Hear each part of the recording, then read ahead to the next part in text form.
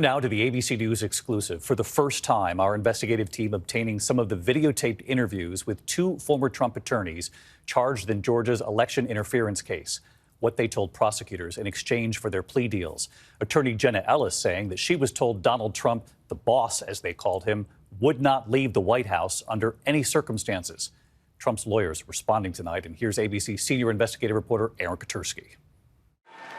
Tonight, ABC News has obtained excerpts of confidential videotaped interviews of two alleged co-conspirators charged along with former President Trump in Georgia.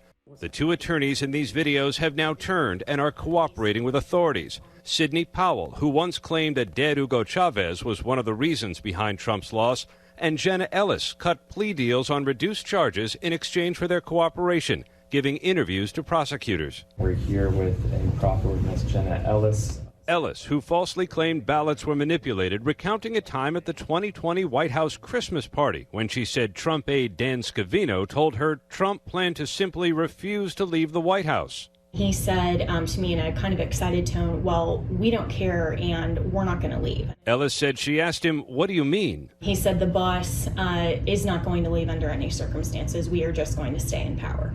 And I said to him, well, it doesn't quite work that way, you realize. And he said, we don't care.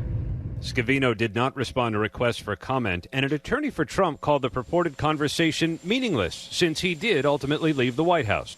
Sidney Powell also told prosecutors Trump was determined to stay in power, despite his aides repeatedly telling him he lost.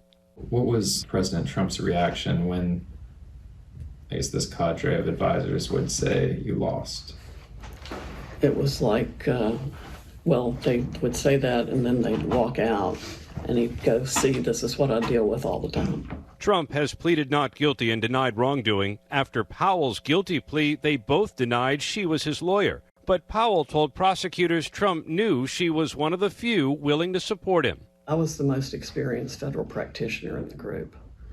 Did I know anything about election law? No. Powell pushed that outrageous conspiracy theory that voting machines were controlled by Venezuela, even pointing a finger at former dictator Hugo Chavez, who died nearly a decade earlier. This was exported from Venezuela and by Maduro and by Mr. Chavez. This is the consummate foreign interference in our election. She told prosecutors Trump weighed a plan to seize voting machines in multiple states, despite no evidence of ballot fraud. That would have allowed the machines to be secured in 4 or 5 states or cities and see about doing a bipartisan or military or whatever everybody agreed on review of the machines.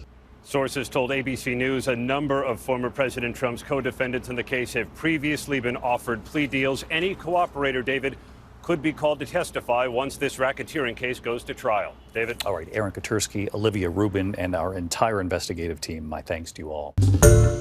Hi, everyone. George Stephanopoulos here. Thanks for checking out the ABC News YouTube channel. If you'd like to get more videos, show highlights, and watch live event coverage, click on the right over here to subscribe to our channel. And don't forget to download the ABC News app for breaking news alerts. Thanks for watching.